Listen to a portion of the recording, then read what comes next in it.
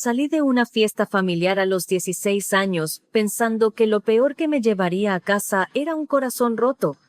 Luego, una tormenta devoró la autopista y un tráiler convirtió mi coche en un montón de chatarra. En cuidados intensivos, el doctor dijo que me quedaban minutos, no horas, y que necesitaban el consentimiento de mi madre para abrirme y salvarme la vida. Entonces, una enfermera le llamó por FaceTime. Mi madre contestó desde un spa de lujo. Mi hermana menor estaba sentada justo a su lado, y ni siquiera se levantó. Solo suspiró y dijo: «Si se muere, avísenme. No tengo tiempo para papeleo». Me llevaron a cirugía de todos modos. 18 días después, desperté con un tubo en la garganta, metal en la boca y una sola línea en el expediente al pie de mi cama que no podía procesar. Nuevo tutor legal. Y el nombre debajo de esa línea no era el de ella. Pero antes de contarte quién dio un paso al frente cuando mi propia madre me dio la espalda, necesito saber que estás aquí conmigo. Escribe hola en los comentarios o desde dónde me estás viendo. A veces, el simple hecho de saber que alguien escucha evita que te desmorones de nuevo. Y si alguna vez has sido la persona que nadie eligió, suscríbete y quédate conmigo, porque esta no es solo una historia de traición. Es la historia de quién me salvó cuando ya me estaban borrando de la existencia. Mi nombre es Javier Montes, y ahora, déjame contártelo todo. La gente piensa que los niños que crecen en Lomas de Chapultepec sangran de una manera diferente. Casas enormes, colegios privados, coches a los 16. Pero nadie pregunta nunca cómo se siente cenar con personas que hablan de ti como si no estuvieras allí. Tenía 16 años cuando me di cuenta de que ya no estaba en la foto familiar, no metafóricamente, literalmente. Mi nombre es Javier Montes, y aquí es donde todo comenzó.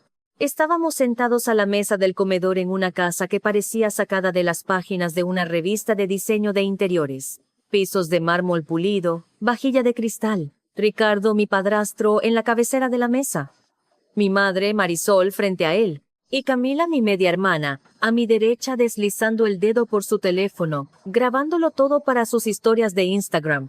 Yo estaba sentado en una esquina, en un rincón sin usar, como un accesorio que se habían olvidado de guardar. Comíamos guachinango a la veracruzana, mi menos favorito, servido a la perfección, como si tuviera que pasar una inspección fotográfica antes de llegar a mi boca. Marisol hablaba de su próximo fin de semana de spa en Valle de Bravo y de la subasta benéfica que estaba organizando para la limpieza de las costas. Ricardo intervenía con comentarios sobre su último proyecto arquitectónico, una mansión de lujo en Acapulco. Camila se reía, jugueteando con su cabello y presumiendo de cómo una de sus publicaciones había conseguido 12,000 me gusta en una hora. Nadie me preguntó nada. Yo no era parte de la conversación. Era un marcador de posición en el retrato familiar. Y entonces se puso peor. Marisol contestó una llamada en altavoz. Era uno de los otros padres del colegio de Camila. «Oh, sí», dijo con ese tono falsamente cálido que siempre usaba con la gente de la que necesitaba algo. «Ricardo y yo estamos genial. A Camila le está yendo de maravilla. Y el mayor, bueno, sigue por aquí». Ni siquiera dijo mi nombre, el mayor, como si yo fuera una fase de la que aún no había salido. Después de cenar me retiré a mi habitación, que no estaba en el piso de arriba como la de Camila, con vistas al jardín, sino en el ala junto a la lavandería, al lado del cuarto de servicio. Cuando nos mudamos me dijeron que era temporal. Había pasado más de un año. Buscando un cargador viejo, abrí un armario de almacenamiento y encontré una caja de zapatos llena de fotos familiares. Solo que yo no estaba en ellas. Foto tras foto. Marisol con tacones en un tour por un viñedo. Ricardo sonriendo a su lado. Camila con vestidos de fiesta, globos y pasteles. Madre e hija con batas de spa a juego. Había una foto de un día de gracias en la que me habían cortado torpemente en el borde. Solo se veía la mitad de mi cara. En otra, subtitulada Vacaciones familiares en Cancún, yo no aparecía en absoluto. También había un sobre de Manila marcado como confidencial seguro médico. Tenía mi nombre. No lo abrí. No sé por qué. Quizás porque una parte de mí ya sabía que no me gustaría lo que encontraría. En la escuela la gente pensaba que yo estaba bien. Los niños de Lomas no reciben simpatía. Si vives detrás de un portón de seguridad, asumen que tu vida está resuelta. Pero la verdad es que los portones solo hacen que el dolor parezca más pulcro. Camila pasaba a mi lado en los pasillos como si no fuéramos familia. Sus amigas susurraban sobre el viaje a Valle de Bravo, el reseteo de spa que ella y Marisol habían planeado. Les decía, es solo un viaje de chicas. Mi mamá dice que es importante desconectar. Sin llamadas, sin dramas. Yo nunca fui parte del plan. El único lugar donde podía respirar era Tepoztlán. Algunos fines de semana, conducía hasta allí para ver a mi abuelo, Raúl Álvarez, un detective judicial retirado, pescador a tiempo parcial, y la única persona que alguna vez me miró a los ojos y me preguntó si estaba bien, y realmente lo decía en serio. Su casa olía a sal y a café molido. Era pequeña, pero se sentía mía. No hablábamos de sentimientos. Me pasaba un Boeing de guayaba, señalaba con la cabeza la caja de herramientas y me enseñaba a cambiar una llanta. Era su forma de decir que me veía. ¿Vendrás a la carne asada de Pascua?, me preguntó, pasándome un folleto con un guiño. Sí, dije, tratando de sonar casual. Llegaré temprano para ayudar. En el camino de regreso, recibí un mensaje de Marisol. No me compliques esta semana. Estoy ocupada. No me preguntó si estaba bien. Nunca lo hacía. Me quedé mirando el mensaje. Un extraño frío instalándose en mi pecho. Se acercaba la Pascua, y algo dentro de mí me decía que este año no se trataba solo de cordero y adornos de colores pastel. Algo se estaba poniendo en movimiento, y no me iba a gustar. La semana antes de Pascua, el ambiente en la casa cambió. No fue dramático. Fue silencioso, controlado, como si todos supieran algo que yo no sabía, ensayando sus líneas para un espectáculo al que no estaba invitado. Llegué a casa una tarde y entré por la puerta lateral. Marisol y Ricardo estaban en la cocina. Al principio no me oyeron. Ricardo estaba sirviendo algo en un vaso. Marisol estaba junto a la ventana, con el teléfono boca abajo sobre la encimera. Hablé con el doctor Fenley, dijo Ricardo. Recomienda un internado. Los programas estructurados son más efectivos para la estabilización del comportamiento. Marisol suspiró. Solo quiero que esto se resuelva antes de Pascua. Limpio, sin escenas. Todavía hay papeleo. Nos encargaremos de todo. Ya contacté a Ridgway. Me quedé helado, la mochila colgando de un hombro, mi corazón tropezando como un latido omitido. Internado, comportamiento, papeleo, antes de Pascua. Estaban planeando enviarme lejos, y pronto. Esa noche, esperé a que todos subieran. Me deslicé en el estudio de Ricardo, con la excusa de buscar un cargador, pero fui directamente al archivador donde guardaba los documentos importantes. Estaba entreabierto, descuidadamente. Había una carpeta etiquetada como Activos del hogar más seguros. La hojeé rápidamente, demasiado rápido, con los dedos temblando. Marisol, Ricardo, Camila. Sus nombres estaban en cada línea de beneficiarios principales. Mi nombre no estaba ausente, pero no estaba con los de ellos.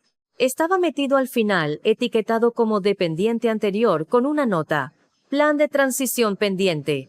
Tomé una foto de la página con mi teléfono y cerré la carpeta antes de que mi estómago pudiera retorcerse más. A la mañana siguiente, Marisol me llevó a la escuela. Solo ella y yo en el coche. El silencio era ensordecedor. La Pascua es importante este año, dijo de repente. Habrá mucha gente. Necesito que todo salga bien. No di nada. Además, hay una nueva oportunidad para ti después de Pascua. Un cambio de aires, estructura, apoyo. ¿Te refieres a deshacerte de mí?, dije, observando su reacción. Su sonrisa vaciló por una fracción de segundo. Siempre asumes lo peor. Estoy tratando de ayudar. No, estás tratando de hacerme desaparecer. No respondió. Simplemente subió el volumen de la música y fingió que la conversación nunca había ocurrido. Ese viernes conduje a Tepoztlán. Quería contarle a Raúl todo, pero las palabras se atascaron. No quería sonar loco. No quería que se preocupara. ¿Estás bien?, preguntó, pasándome una botella de agua. Como siempre, dudé. Solo cosas de la escuela. No insistió. Solo asintió y dijo, si alguna vez necesitas ayuda, ayuda de verdad, llama a este tipo. Me entregó una tarjeta de presentación. Elías Cárdenas, especialista en derecho de menores. La guardé en mi bolsillo e hice una broma, pero no me pareció divertida. De vuelta en Lomas, pasé por la sala de estar y vi el iPad de Marisol vibrar con notificaciones. Una me llamó la atención. Confirmación de reserva, OSPA, Valle de Bravo. Reseteo día completo madre-hija. No reembolsable. Nota: no se atenderán llamadas durante la sesión. Estaba programado para el domingo de Pascua. Mi corazón empezó a latir con fuerza. No podía ser una coincidencia. Si algo pasaba, si necesitaba ayuda, serían inalcanzables. Lo habían planeado. La víspera de Pascua. Estaba empacando una maleta para quedarme en casa de Raúl cuando Camila llamó a mi puerta. No entró. Solo se apoyó en el marco, con los brazos cruzados. Solo para que lo sepas, dijo. Después de mañana todo será más fácil para todos. ¿Qué demonios significa eso? Sonrió con suficiencia.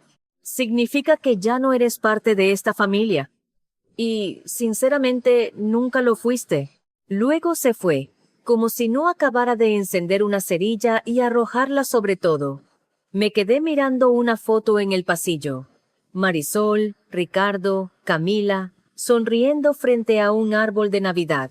Mi marco estaba roto y ausente en el estante de abajo. Mañana era Pascua, y no tenía ni idea de que el accidente no solo se acercaba, ya había comenzado. Llegué a Tepoztlán poco antes del mediodía, antes de lo necesario. El patio trasero todavía olía a sal marina y al carbón viejo del verano pasado, y Raúl ya estaba allí, sacando sillas plegables del cobertizo. Le ayudé a montar la larga mesa y a colgar guirnaldas de luces, tratando de fingir que era solo otra parrillada, solo otra Pascua. Toma, dijo, entregándome una camisa cuidadosamente doblada. Azul claro. Para hoy. Te queda bien. No era nueva, no exactamente. Era una de las viejas camisas de mi padre, mi verdadero padre, que Raúl había lavado, planchado y guardado. Pasé los dedos por el cuello, sin saber qué decir. Gracias, murmuré. Y él solo asintió, como siempre hacía cuando daba algo que significaba más de lo que dejaba ver. A las 2 de la tarde, el patio trasero estaba lleno. Primos, tíos, tías, que apenas conocía, pero que aún así me abrazaban demasiado tiempo y me hacían demasiadas preguntas. Había huevos rellenos, elotes. Alguien trajo cecina de ese lugar en la carretera.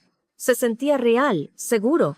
Por una vez no era ruido de fondo. Y entonces llegó la tormenta perfecta. Marisol apareció como si la estuvieran fotografiando. Vestido blanco impecable, ni una arruga. Ricardo estacionó el Tesla justo en la acera, como si fuera dueño de la cuadra. Camila salió al final grabando con su teléfono, girando bajo el sol. No trajeron un platillo, no trajeron bebidas, trajeron regalos. Para ellos eso era suficiente. Marisol le dio un beso al aire a una tía que no había visto desde Navidad y elogió en voz alta los centros de mesa. Ricardo empezó a hablar de negocios con uno de mis primos, como si fuera una presentación ensayada. Camila siguió grabando. Me acerqué a saludar. Y Marisol se volvió hacia una amiga de la familia. Este es Javier, dijo. No es mi hijo. Solo un nombre. Luego sonrió y se dio la vuelta antes de que pudiera responder. Me alejé, cogí una botella de agua y me dirigí al costado de la casa. Necesitaba un minuto. Fue entonces cuando la oí. La voz de Marisol era baja pero inconfundible. Sí, solo confirmando para mañana. Día completo. Sí, solo nosotras dos. Sin interrupciones, sin llamadas, sin papeleo. Es nuestro día de desintoxicación. Se rió. Esa risa suave y satisfecha. Ya era hora. Solo madre e hija. Silencio total. La voz de Camila sonó detrás de ella. Por fin. Sin chicos, sin drama. Solo nosotras. Mi estómago se hundió. No eran las palabras. Era lo fácil que las decían, lo fácil que me borraban de lo que para ellos significaba la familia. No sé cuánto tiempo estuve allí antes de volver al patio. Raúl me interceptó a mitad del césped. ¿Estás bien? Asentí, demasiado rápido. Solo un dolor de cabeza. No me creyó, pero no insistió. Me dejé caer de nuevo en una silla e intenté comer, pero todo sabía a cartón. Más tarde, una de las primas de mi madre me llevó a un lado junto a la parrilla. Estaba bebiendo un té helado, hablando de nada cuando lo dijo. Entonces, he oído que te vas a un lugar nuevo después de esto. Tu madre dijo que hay un programa. La miré fijamente. ¿Qué programa? Se encogió de hombros. Algo estructurado, bueno para la concentración y la disciplina. Lo presentó como una gran oportunidad. Me alejé antes de decir algo de lo que me arrepintiera. Al atardecer ya había tenido suficiente. El calor se había ido. El viento de Tepoztlán ya no se sentía seguro. Solo se sentía como lo último que me permitían conservar. Le dije a Raúl que me iba temprano. ¿Seguro? Preguntó. Sí. Solo estoy cansado. Me entregó las llaves del viejo Civic para el que había estado ahorrando. Conduce con cuidado. Las carreteras se pondrán resbaladizas y esta lluvia se mueve hacia acá. Mándame un mensaje cuando llegues a casa. Asentí. Lo haré. Camila pasó a mi lado en la puerta, todo brillo de labios y suficiencia. Se inclinó lo suficiente para susurrar. Mamá está ocupada todo el día de mañana. Pase lo que pase, no llames. La miré atónito, pero ella no se detuvo. Siguió caminando como si nada. Me subí al coche, giré la llave. El olor a carne asada todavía se aferraba a mi ropa. No miré atrás al alejarme, pero el viento se estaba levantando y el cielo estaba cambiando. Al entrar en la autopista, seguía pensando en la voz de Raúl. Mándame un mensaje cuando llegues a casa. Y en la voz de Camila, no llames. 2 órdenes diferentes. Una era protección, la otra, borrado. Y todavía no había decidido a cuál de ellas escuchar. La lluvia comenzó más rápido de lo que esperaba. Para cuando pasé la primera salida de Tepoztlán, el parabrisas era una mancha borrosa de agua y luces. Los limpiaparabrisas iban a toda velocidad, pero no daban abasto. Todo parecía corrido, como si estuviera conduciendo a través de una pintura sobre la que alguien había llorado.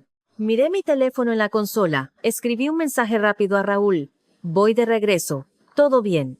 Luego lo miré fijamente. ¿Y si llamaba? ¿Y si oía algo en mi voz? Borré el mensaje y metí el teléfono en la guantera. No quería que se preocupara. No quería que me detuviera. Solo llega a casa, me dije. Duerme.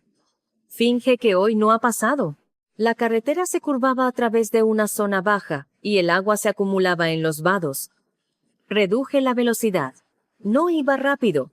Recordaba la voz de Raúl. Conduce despacio si llueve.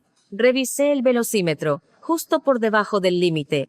Fue entonces cuando las luces aparecieron en mi espejo retrovisor. Brillantes. Cercanas. Demasiado cercanas. Una camioneta negra se pegó a mi parachoques trasero. Sus luces altas parpadearon. 1, 2 veces, como si quisieran que acelerara. No lo hice.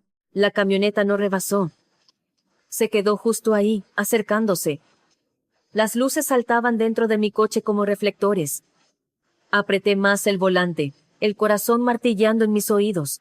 Entonces lo vi.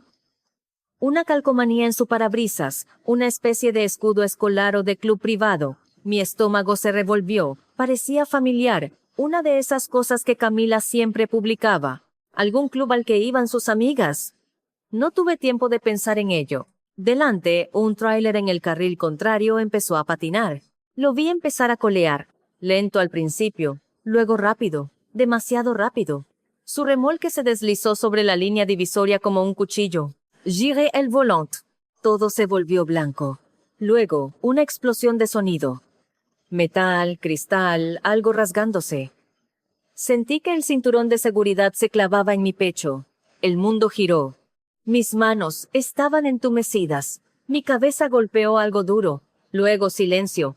Y luego ruido de nuevo. Sirenas. Alguien gritando, una luz dura sobre mí. Una voz preguntando, chico, ¿puedes oírme? Aguanta. No podía hablar. Lo intenté. No salía nada. Sentía todo el cuerpo como si estuviera envuelto en cemento húmedo. Unas manos tiraron de mi chaqueta. Alguien revisó mis bolsillos. Mi cartera, en el suelo, abierta. Mi credencial de estudiante, la tarjeta de visita doblada, la que Raúl me había dado. Vi a un paramédico levantarla, mirarla y luego meterla en el bolsillo de mi abrigo como si no importara. Pero sí importaba. Me ataron a una camilla, me subieron a la parte trasera de la ambulancia. Les oí hablar. Nombre, Javier Montes. Murmuró alguien. No, los papeles dicen Wexler. Eso no es lo que él dijo, es lo que hay en el sistema. Voces apagadas. Luego, uno de ellos. Seguro marcado. Necesita verificar la elegibilidad del servicio. Luego, una pausa. No tenemos autorización. Contacto familiar. Otra pausa. Madre no disponible. Sin llamadas durante el tratamiento de spa. Se especifica no molestar. Ningún otro tutor en la lista. Intenté moverme, intenté hablar. Nada. Las sirenas se hicieron más fuertes. Las luces más intensas. Oí a un médico cuando se abrieron las puertas. Llévenlo adentro. Ahora. Estamos perdiendo tiempo. Quería gritar. Quería decirles que no estaba solo. Que alguien me estaba esperando. Que le importaba a alguien. Pero lo único en lo que podía pensar era en el mensaje que no envié. Voy de regreso. ¿Todo bien? Hubiera sido una mentira. Pero al menos él habría sabido que lo estaba intentando. No recuerdo que me llevaran adentro. No recuerdo las luces blancas ni el traqueteo metálico de las ruedas de la camilla sobre el suelo de baldosas. Lo que sí recuerdo es el dolor, floreciendo dentro de mí como algo vivo, trepando desde mi estómago hasta mis costillas antes de que todo se desvaneciera en la nada. Más tarde me dijeron que era una hemorragia interna. Vaso roto, posible inflamación cerebral, contusiones, costillas rotas, clavícula destrozada. Sonaba como una lista que alguien podría leer en un tribunal. No lesiones, sino pruebas. Lo que no sabía, lo que nadie sabía todavía, era cuánto de la siguiente hora dependería de una llamada de FaceTime. El cirujano necesitaba una firma. Yo tenía 16 años, estaba inconsciente, era legalmente menor de edad, y la mujer que figuraba en los registros del hospital como mi tutora era Marisol Wexler. Una enfermera llamada Karen buscó en el sistema. Frunció el ceño, haciendo clic en los archivos de contacto, sus ojos se detuvieron en algo extraño. «Esto es raro», le dijo en voz baja a una colega. «No hay contacto secundario de emergencia en el archivo, solo ella. Ni abuelos, ni parientes lejanos». Otra enfermera la ayudó a profundizar en los registros. Enterrado bajo capas de campos de formulario y ediciones silenciosas estaba Raúl Álvarez, listado en otros contactos. No marcado para comunicación de emergencia. La implicación era clara. Alguien había entrado y reorganizado las prioridades. La única persona que lo habría dejado todo para salvarme había sido relegada al final de la lista. No tenían otra opción. Marcaron el número que figuraba para Marisol. La pantalla se iluminó con una luz dorada y música suave. Parecía un anuncio. Marisol estaba reclinada en una lujosa camilla de spa, con una bata blanca, la cabeza envuelta en una toalla. Una especie de mascarilla facial estaba a medio secar sobre su piel. Camila estaba a su lado, sonriendo como si fuera el mejor día de su vida, con el teléfono en la mano, ya en medio de una selfie. «Señora Wexler», dijo el cirujano, con la mayor calma posible. «Su hijo se encuentra en estado crítico tras un accidente de coche. Tiene hemorragia interna y una posible lesión cerebral traumática. Necesitamos autorización de emergencia para realizar una cirugía». Marisol parpadeó lánguidamente. «Espera, ¿Javier?», aclaró la enfermera. Ni siquiera se incorporó, solo agitó una mano bien cuidada. «Si se muere, avísenme, no tengo tiempo para papeleo». Ojalá esa línea fuera una invención. No lo es. Camila bufó, levantó su teléfono y tomó una captura de pantalla del FaceTime. Yo, inconsciente, con sangre en la cara, tubos en la garganta, se rió como si acabara de ganar una apuesta. La enfermera se quedó helada. Su mano temblaba mientras bajaba el dispositivo. Una tercera enfermera en el fondo murmuró: «Guarden el registro de llamadas, anoten todo». Otro médico entró en cuadro y lo intentó de nuevo. «Señora Wexler, ¿entiende que esto es un asunto legal? Él es menor de edad». Marisol exhaló irritada. «Bien, llamen a su abuelo, Raúl Álvarez. Él firmará lo que sea. Yo ya terminé». Luego colgó. Fue entonces cuando las cosas se movieron rápido. El equipo de traumatología encontró el nombre de Raúl en la lista de contactos ampliada y marcó. Contestó al segundo timbrazo. No pidió detalles. No preguntó qué pasó. En el segundo que oyó mi nombre y la palabra crítico, ya estaba de pie, saliendo por la puerta, atravesando la tormenta, llaves en mano. Llegó al hospital empapado de pies a cabeza, con los hombros rectos como si volviera a entrar en una zona de combate. Soy Raúl Álvarez, dijo en la recepción. ¿Dónde está? Lo llevaron directamente a la UCI. En un pasillo lateral le entregaron los papeles. Consentimiento para la cirugía. Autoridad para la toma de decisiones de emergencia. Responsabilidad financiera. Si llegaba a eso. No dudó. Firmó cada página. Rápido, limpio, decisivo. Cuando entró en la sala preoperatoria, yo ya estaba medio sedado, pero aún así le dieron 30 segundos. Se acercó al borde de la cama, tomó mi mano y susurró, «Estoy aquí, chico, estoy contigo. No estás solo». Luego las puertas se cerraron detrás de él y desaparecí en el brillante silencio de un quirófano. Lo que nadie sabía, ni los médicos, ni siquiera Raúl, era que mientras luchaban por mi vida, Ricardo Wexler ya estaba al teléfono, no para preguntar por mí, sino con su asesor financiero. Quería poner una nota en la póliza de seguros. Ninguna responsabilidad financiera de su parte. Toda la autoridad médica transferida a Marisol. Sin contacto con la prensa. Sin firmas, sin rastro de papel. Que Marisol limpiara el desastre. Que el chico viviera o no, pero que mantuviera su nombre fuera de ello. Así es como operaban, como si yo fuera un titular a punto de estallar, no un chico, no su hijastro. Un problema que se estaba gestionando. Para cuando comenzó la cirugía, el hospital ya estaba actualizando mi expediente. Una nota interna marcada por el Departamento de Gestión de Riesgos decía, tutor en funciones se negó a una intervención vital. Una parte alternativa ha firmado según el protocolo de emergencia. Y en lo más profundo del sistema apareció una nueva línea. En la casilla tutor legal, un cursor parpadeó y luego escribió, Raúl Álvarez. La UCI estaba demasiado silenciosa. Los monitores emitían pitidos, las máquinas silbaban y hacían clic, pero todo se sentía amortiguado, como si el sonido se filtrara a través del agua. Raúl no se movió. Se sentó en la silla dura junto a mi cama, con la chaqueta sobre el respaldo, una mano siempre sobre la mía. En el momento en que una enfermera siquiera miraba mi expediente, él ya estaba haciendo preguntas. ¿Cuál es su saturación de oxígeno? ¿Por qué acaba de subir su ritmo cardíaco? Ya no era solo mi abuelo. Era mi línea de defensa.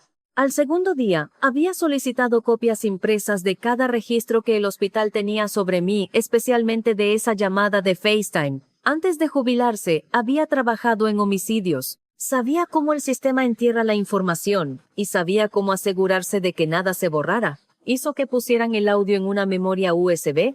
Hizo que un notario certificara el registro de llamadas. La representante de gestión de riesgos del hospital se reunió con él ese día. Hay pruebas suficientes, dijo con cautela, para calificar esto como negligencia médica. El hecho de que la tutora legal se negara a una intervención de emergencia para un menor nos coloca en una posición de notificación obligatoria a las autoridades. Hizo una pausa. Luego añadió, nos gustaría saber si desea iniciar una transferencia de tutela de emergencia mientras el paciente aún está inconsciente por su seguridad. Raúl ni siquiera parpadeó. Sí.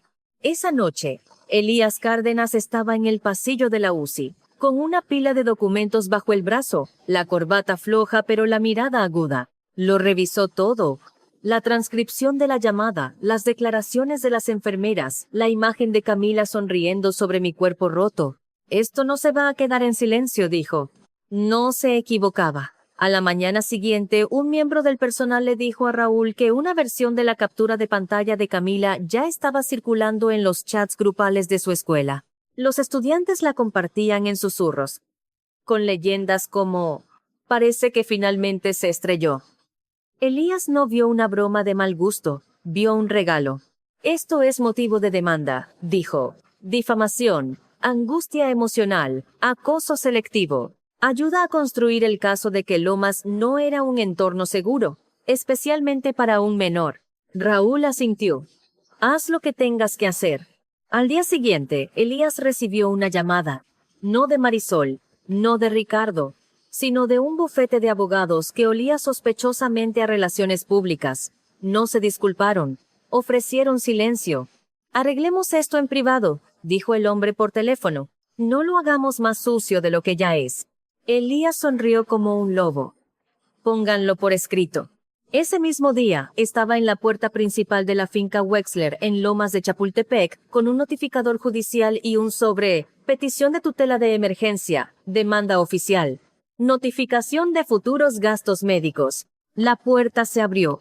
Marisol estaba allí, con un suéter de casimir, el rostro tenso. No puede estar hablando en serio, dijo. Lo estoy, dijo Elías. Que tenga una buena tarde. Detrás de ella, Camila rompió a llorar. Dice que la publicó por accidente. Le contó Raúl a una enfermera más tarde. Ahora es culpa mía que esté en el hospital. El tribunal aceleró la audiencia. Menores, negligencia médica, interés público. Ni siquiera el sistema podía ignorarlo. Al final del día, Elías lo tenía todo preparado. Los testigos, los registros de llamadas, mi nuevo expediente médico con el nombre de Raúl en negrita en la parte superior como principal tomador de decisiones. Todavía estaba inconsciente cuando el cambio se hizo oficial. En algún lugar al otro lado de la ciudad, Marisol estaba sentada en su sala de estar perfectamente decorada, mirando una orden judicial que demostraba que había perdido lo que ni siquiera había intentado conservar. Y en la UCI, Raúl se inclinó hacia adelante, poniendo ambas manos en la barandilla de la cama. Estoy contigo, chico, susurró, y esta vez la ley estaba de su lado. Lo primero que vi cuando desperté no fue el techo, ni la cara de mi abuelo, ni la silueta borrosa de una enfermera, ni siquiera la cegadora luz blanca de la UCI. Fue una tabla con clip, específicamente el expediente sujeto al borde de la barandilla de mi cama. En la parte inferior, en negrita y mayúsculas, una frase que mi cerebro no pudo procesar lo suficientemente rápido. Nuevo tutor legal. Y justo debajo el nombre Raúl Álvarez. Me ardía la garganta, me dolían las costillas. Tenía algo en la nariz, en los brazos, y estaba bastante seguro de que no podía sentir la pierna izquierda. Pero todo eso era ruido de fondo comparado con esa única línea. Algo había cambiado fundamentalmente mientras estaba fuera. Alguien había tomado una decisión que me salvó la vida, y no fue la mujer que me dio a luz. Oye, dijo una voz ronca a mi lado. Giré la cabeza lentamente. Mi abuelo estaba sentado en una de esas duras sillas de hospital, con los codos sobre las rodillas, las manos entrelazadas como si estuviera rezando o negociando con algo que no escuchaba muy bien. Tenía los ojos inyectados en sangre y bordeados de sal. Despertaste, exhaló. Luego presionó el botón de llamada de la enfermera sin apartar la vista de mí.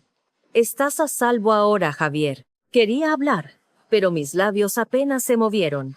Mi voz se quebró como papel mojado, pero aún así logré forzar 2 palabras. ¿Qué pasó? No lo suavizó. No me trató con condescendencia. No fingió que la verdad vendría después.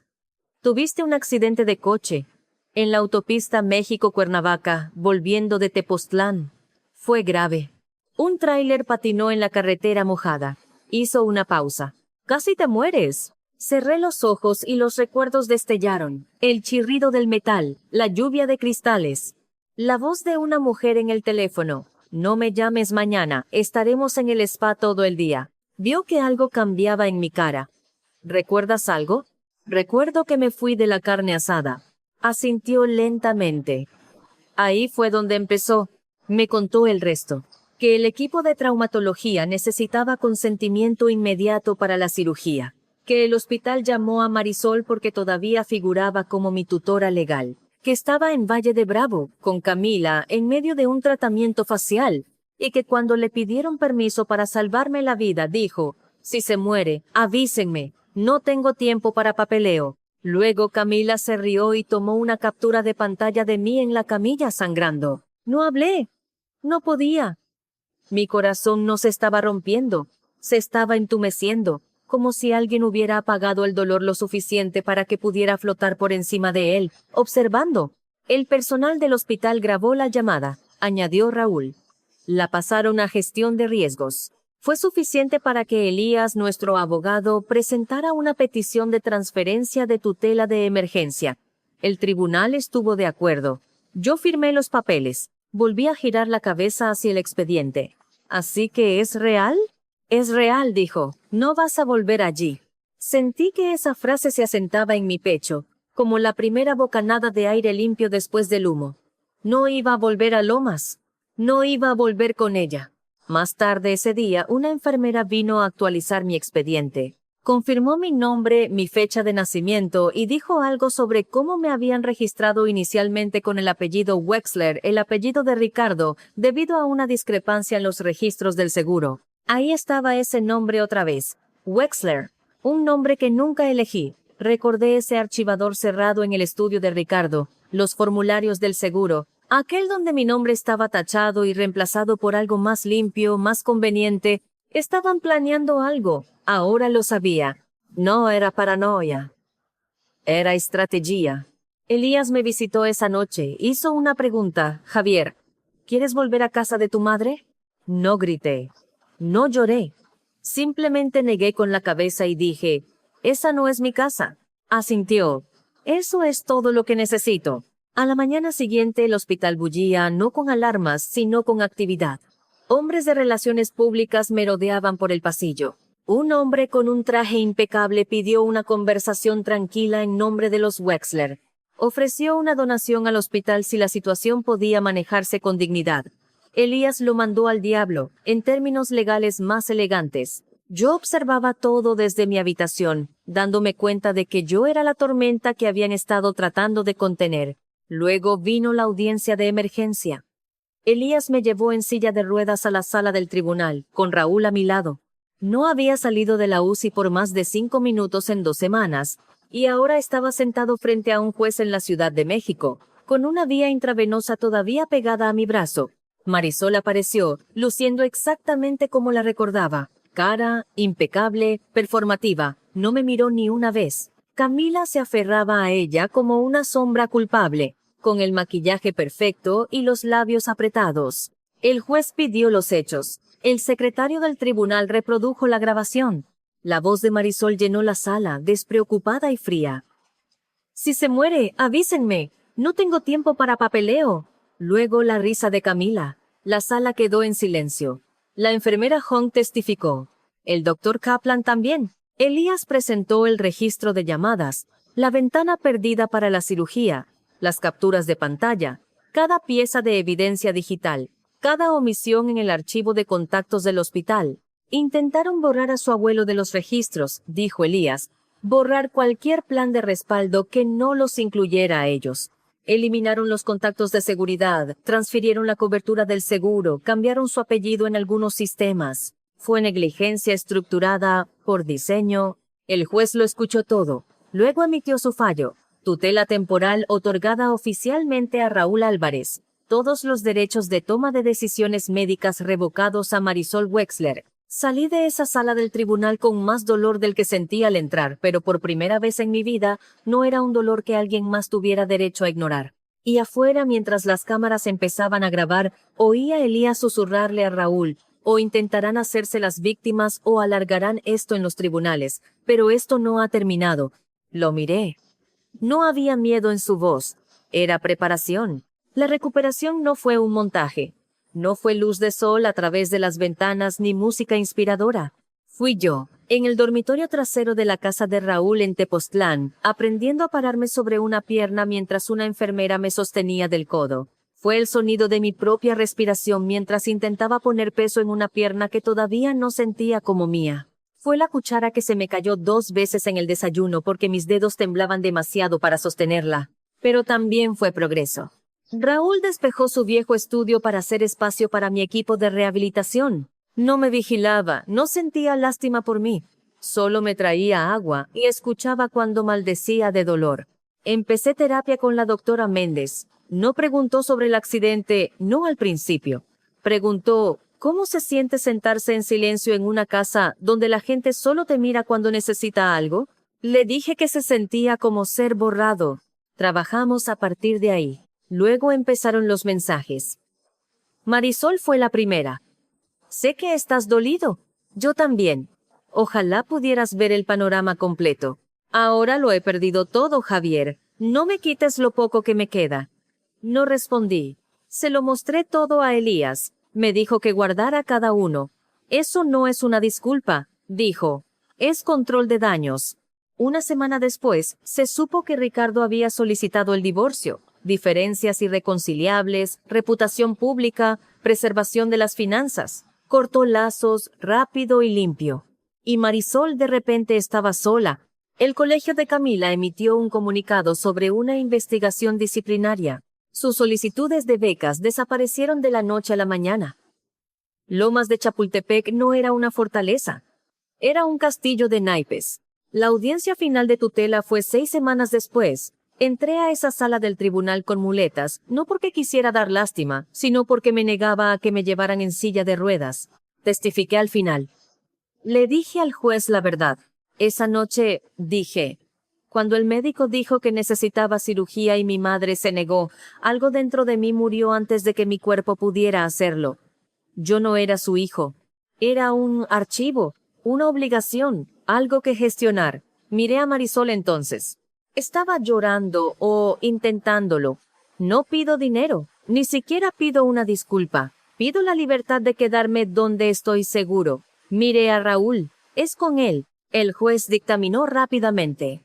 Los derechos parentales de Marisol Wexler, terminados permanentemente. Tutela legal completa otorgada a Raúl Álvarez. El tribunal autorizó el proceso de adopción. El resto sucedió rápido. Un embargo sobre la propiedad de Lomas, las facturas del hospital presentadas a través de un tribunal civil. El empleador de Marisol la despidió. Camila se cambió a una escuela diferente. Ricardo se casó de nuevo, con alguien más joven y aún más insípido. Firmé los papeles de adopción a los 17 años. No cambié mi nombre, pero cambié todo lo demás. Me gradué de la preparatoria, fui a una universidad pública cerca de Tepoztlán. Estudié trabajo social. Hoy trabajo con niños como yo. No todos sobreviven, no todos salen con un Raúl a sus espaldas. Pero cuando me miran y me preguntan, ¿cómo saliste?, les digo la verdad. ¿Alguien se quedó? A veces eso es todo lo que se necesita. Una persona que se niega a irse cuando es inconveniente. Una firma en un formulario de hospital que dice, vales la pena. Lo último que leí en ese hospital fue, nuevo tutor legal. Ahora sé lo que realmente significaba. Significaba que la familia no son las personas que te crían, son las personas que se niegan a dejarte ir.